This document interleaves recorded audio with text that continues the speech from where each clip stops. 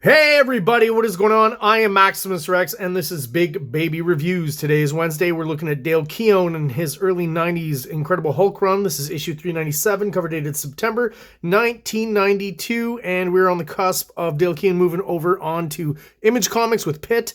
So this is the before last issue that he does at Marvel. As you see on the cover here, or barely, because I guess a poor design choice color-wise here, but it says part 1 of 4. And actually the title is there too. What does it say? I could barely read that, honestly, so I don't even know if that shows up well on the camera. Ghost of the Past. I think that's what it says. It's really hard to read. Yeah, so again, I'll reiterate, bad design choice up here as far as the lettering goes. But Dale Keown won't be hanging around for part 3 and 4. He's just going to be here for part 1 and 2, this issue and the next. And then moves on to Pitt. And in a weird kind of bit of synergy, this week I'll be reviewing Youngblood number 3 by Rob Liefeld tomorrow. And next week, Youngblood number 4 actually contains the first kind of preview story of Pitt. And I'll also be reviewing that week Dale Keown's last issue, 398, of the Hulk. So it's like just a little bit of weird synergy there between the timing, which is kind of interesting, and I'm just pointing it out because I think it is. Again, if we're talking about the cover, another banger by Dale Keown. You've got the UFOs back here, I found out by reading inside. In this issue, and a nice kind of dynamic shot of the Hulk coming at us from an angle, you know, that isn't a typical angle that people choose, and I think it's pretty cool. Actually, it's different compositionally, you know, maybe not so much here with the characters from the UFOs, but the Hulk himself, that angle from the back, kind of, you know, as if he's either going to fly past us or land on us, is kind of interesting.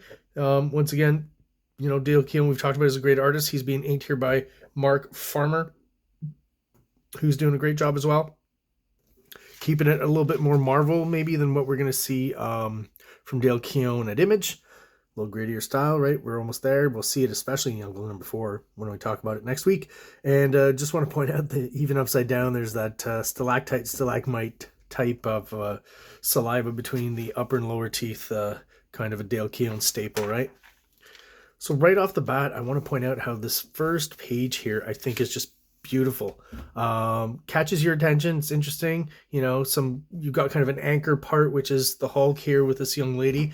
Kind of pulls you in, and then, you know, you've got the establishing shot of some sort of casino, obviously, from the storyline that we've been following here.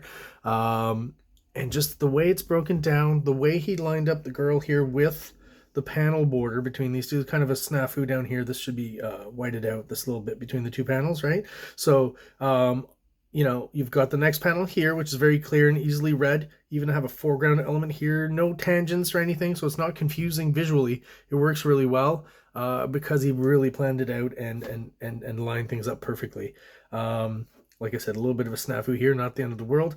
And the fact that these two panels here are actually one panel, and look at how he frames things more interestingly by splitting it into two panels, more focus on what she's saying during this kind of section here than if it was a just full open panel. And also he kind of uses the Hulk's armpit and side of the body here to frame even her within the panel. So you've pretty much got a panel within the panel, right? A lot of thinking going on here, which makes for a nice fluid kind of reading experience, and just a really awesome page, I think, just overall for storytelling, for great art. This whole issue is really solid. You know, there's been some issues in the past in the Incredible Hulk run where I think Dale Keown maybe was, you know, under deadline issues, and the last few pages maybe lacked a bit of excitement or you know, backgrounds or whatever it was. But in this issue, I think, like, I really feel like he's pulling out all the stops all throughout the issue. The backgrounds are nice and lush and interesting and evocative. As you can see here, right, with the Pantheon ship, which is coming in, basically picking up the Hulk to bring him back to Pantheon headquarters. Great shot of just all the characters here, how they're lined up and stuff. Foreground, you know, middle ground. It's just a beautifully composed image, and you'll see all throughout this issue that's what you see. This one's great. This is great. The background. Yeah, this really, I don't know if maybe he probably knows at this point that he's going to Image Comics, so if he's just jazzed and he's really, like, you know, pulling out all the stops when he's drawn, even for these last few issues of the Hulk, you know, get some good buzz going, even though I think at this point, you know, buzz wise, he was probably doing pretty well as one of the, once the top or the first few Image guys left, you know, Eric Larson, the first 7 and formed Image, Eric Larson, Jim Valentino, and all the other guys. I'm not going to go over the list. McFarlane, Liefeld's a lot of guys I review, right? Dale Keown was still a Marvel. Maybe he picked up a bit of that, you know.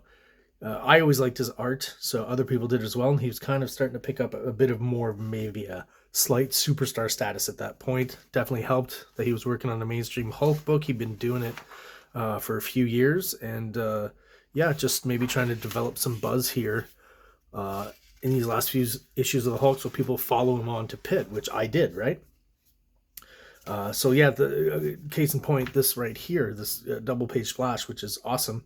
And you know, the UFOs, I was thinking about this when I was looking at this character specifically on the cover. I'm like, you know, when as a kid, the UFOs are kind of obscure and you know, not that interesting and probably kind of B or C list, I guess. I don't know much about them. They're not around. You know, they haven't yet put them in the Marvel movies. But there's just something I found interesting about this guy's design now. As a kid, I would have thought it was super lame, and it is kind of lame. But there's just something about this psychedelic vibe to him that, like, you know, if you changed maybe a bit more of contrast and color variation in his costume and stuff, he could maybe be even more interesting. But all this to say that Dale Keown himself makes him look a lot cooler. There's something that reminds me of Galaxy Trio. I don't know if anyone knows that cartoon. It was a Hanna-Barbera cartoon, I think, from like the 60s. These kind of Fantastic Four-ish characters. Kind of has that vibe there, if you know what I'm talking about. Vapor Man is kind of like this lady here.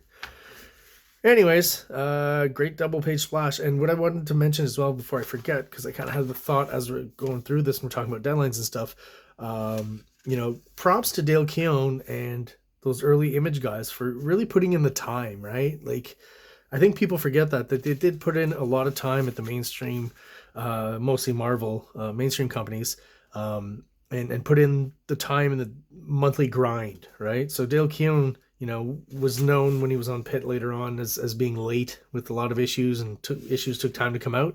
But I'll give him all the credit in the world that when he was working at Marvel, you know, he's pretty much got a solid like 2.5, almost 3-year run, I think, on the Incredible Hulk, with some fill-in issues here and there, obviously.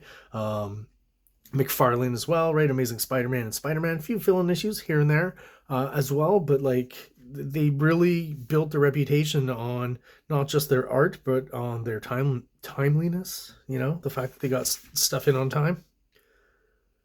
And you could consistently count on them for most months, having them put out an issue and not it being some of the fill-ins that we saw during the Incredible Hulk. There's maybe 3 to 5 issues in a whole run. That's not bad.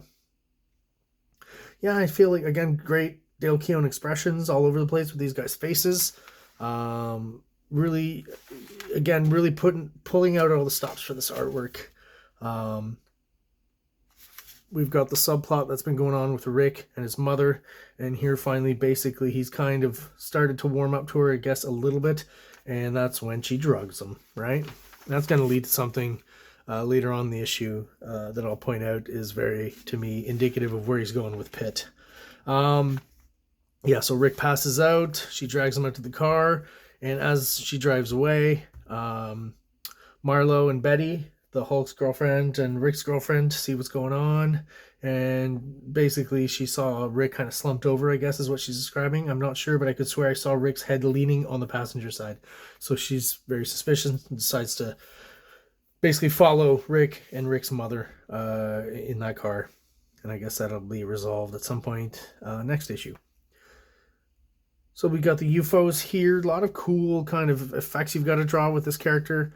And this X-ray guy here, kind of a Jack Kirby, Steve Ditko mix, I guess. He's got a bit of the Kirby crackle here, but then these lines to me denote kind of a style that Ditko used more. And I'm sure like they kind of, Ditko used Kirby crackle sometimes, and Kirby used Ditko lines, for lack of a better term. What an interesting angle here. Again, like down shot, how hard is that to draw from this angle? And, you know, the little leg and all that stuff. And I say little leg because you have to, you know, draw out the leg a bit smaller than the other one, so it looks further away, but you know, sometimes your brain has trouble kind of rationalizing that you should do that when you're drawing. Get a great kind of image-esque splash here. Mark Farmer doing his best, I think, with the hatching and stuff to be true to what Dale Keown's laying down. This looks pretty close. There's still, every once in a while, when I look at this stuff, like this face here and this arm, there's some of the John Byrne influence is still a little bit apparent here and there, right? Which is not a bad influence, obviously. They're drawing mainstream Marvel comics. McFarlane did it too, right? He actually, McFarlane swiped a bunch of stuff on the Incredible Hulk issues he did. You can look that up. Yeah, so I mean, listen, it's just a solid art issue all the way throughout. It's got a cool fight with cool effects, right? And cool things you got to draw or figure out how to draw. The way he handles this kind of elastic steam lady or cloud, I don't know what it is exactly in this issue. And here we go. He's not cheaping. Like, we got a lot of panels here. 1, 2, 3, 4, 5, 6, 7, 8, 9, 10. Yeah, definitely not Image Comics pages that we've got here. I still, like, I do think Peter David was writing Marvel Method. So, unless, you know, correct me if I'm wrong on that. But I think most of that was still done Marvel Method and dialogued after. So, you know, the layout and kind of the beats, the story beats, and the storytelling would be left to Dale Keown. If that's the case, he's doing a pretty good job here. Very varied selection of drawings and angles and stuff. So when we get to this page, really crazy kind of added a bit of exaggeration on the shot of the Hulk right here, which I think is interesting and even almost like, I wouldn't say off-putting, but just kind of even more different or extreme as opposed to the already somewhat extreme art with Dale Keown. I don't know. It's almost like all of a sudden Corbin came in and threw in a huge distorted face, but I like it. It's cool. This character here, I could swear, is Dragon Ring or one of the characters from Dragon Ring. He's basically exactly the same here. Did Dale Keown sneak him in there just for fun, or not quite sure what's going on there? And yeah, this X-Ray guy again with the Ditko Kirby kind of mix. Who's done in by lead pipe? What's the deal with X-rays can't like go through lead? That's why, because they protect you with lead, of course. That just came to me now. I mean, I was aware of it, but it just came back to me. Yeah, so, I mean, listen, I'll just repeat once again that it feels like Dale Keown's really going all out on this issue. Once again, with all these panels, everything's clear, easy to follow, you know, the reading direction. He's really adept at that, we know that, but like, there's just, what is going on here, though? Like, he's really trying some really interesting, intricate stuff here. So let's break it down. This is pretty simple and easy to follow, right? This as well. So when we get here, so we kind of crash into this room. There's a door.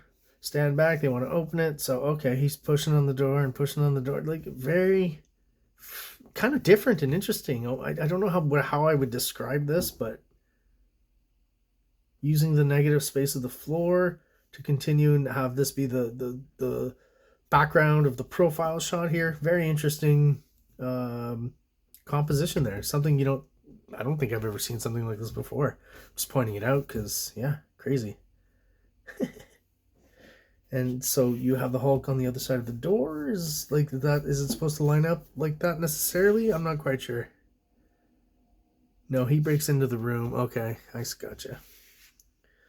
Yeah, it's a very interesting sequence. There's like a old school video game kind of feel to it. I don't know how I'd describe it, but it's kind of cool.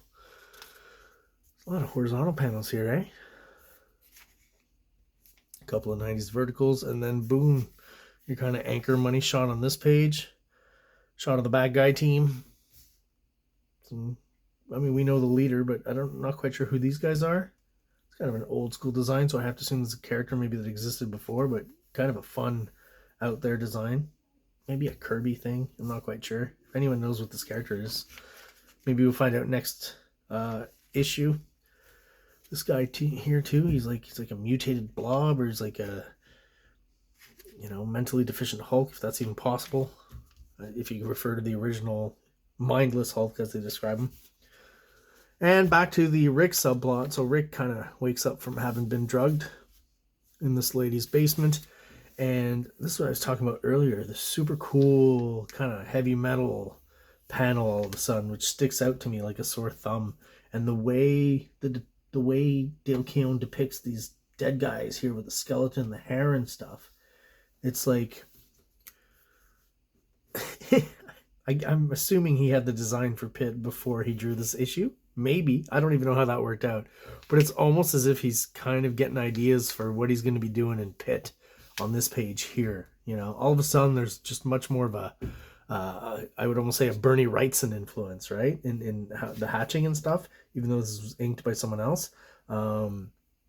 And the teeth and, skeletons don't have a nose really, right? It kind of rots away and you're just left with a hole, and long hair. It's kind of like, almost like proto-Pitt here. He's sketching out Pitt somewhat. I'm probably reaching a little bit too much there, but one last bit.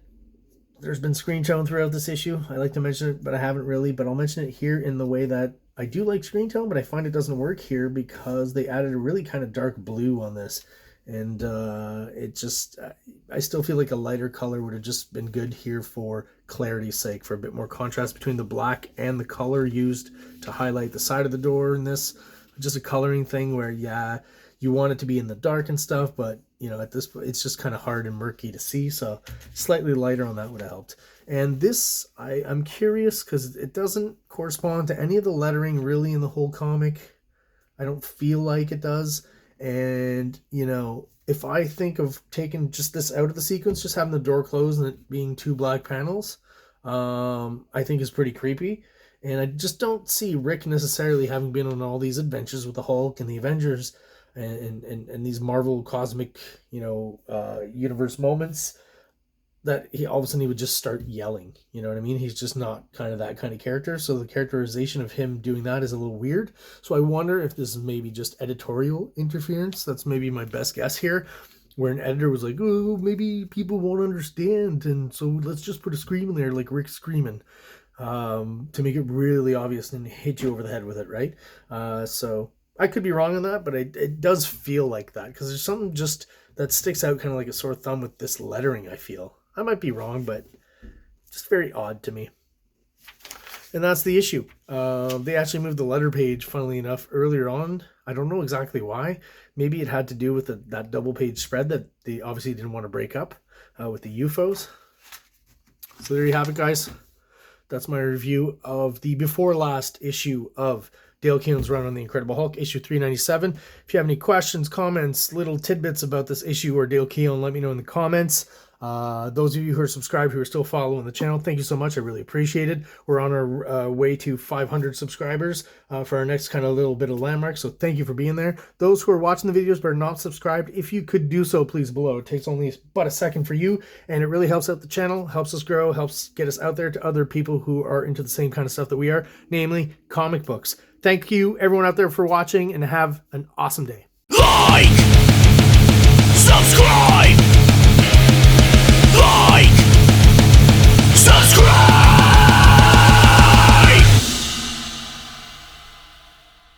King Comics presents Big Baby, Volume 1, Issues 1 to 13, 204 pages of story and art.